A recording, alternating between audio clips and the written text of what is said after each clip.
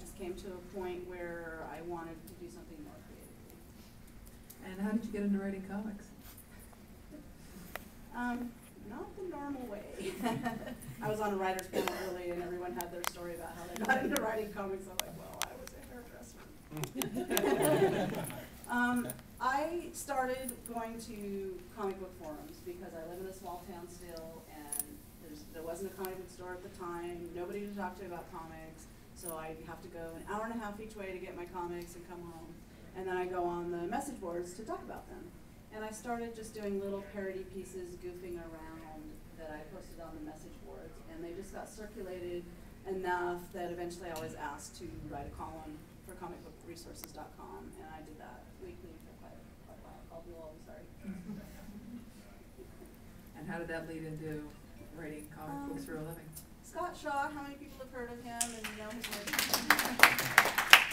He was actually on the message boards, and he enjoyed the column. He thought they were funny, and he's an Emmy award-winning cartoonist and a really funny writer.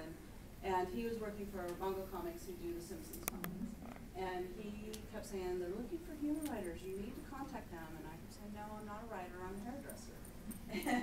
And he literally nagged me. And then one day he said, you know, I already told them that you're going to get a hold of them. I'm like, wow, I'm a hairdresser. I'm not a writer. What are you talking about? And so then, and I was really scared. I'd never written a comic. I'd just been doing this goofy column that I worked really hard at, there's no doubt. But I, didn't consider myself a writer in The Simpsons. I'm a huge fan of The Simpsons forever. It was just really scary. But they called and they asked if I was interested. And I said, can I think about it? And they were kind of, well, okay. And I got off the phone and I literally said, what am I doing? When is anyone ever going to ask me to write Simpson stories? Ever in my life. This is just unreal. And so I called them back and said, yeah, I'm interested, and what do I do? And so they said, well, if you could write up about 10 springboards or so and send them in, and we'll see, things that you think might make a story. And, well, no, they didn't even say that, because I emailed Scott Shaw and they're like, what's a springboard? He explained it to me, so I came up really quickly with like about 18 or 20 of them and sent them in, and they liked about 14. A few of them had already been, two similar things had been done. And anyway, so we go through the process. Okay, go to the next step. What's the next step? Outline. And okay. And then I emailed Scott Shaw, how do I give an outline? It literally was that goofy.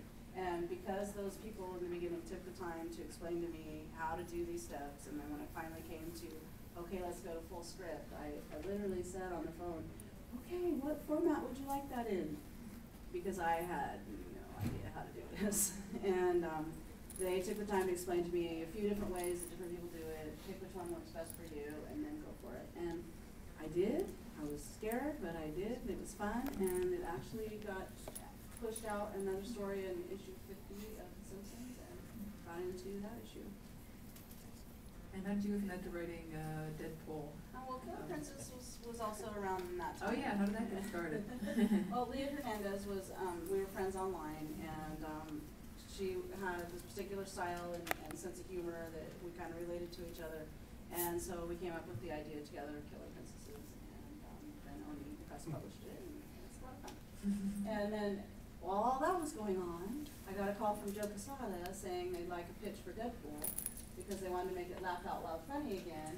And I'm like, okay. I still had never really done a pitch, and I didn't really know that process all that well. But I sat down and did it, made everybody laugh apparently. So I got the phone call and got the Deadpool job. And then from there, I went to Birds of Prey to some comics.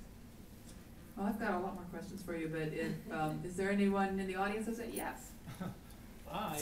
I know, well. It's my husband, Scott, so he says ignore it. What's for dinner?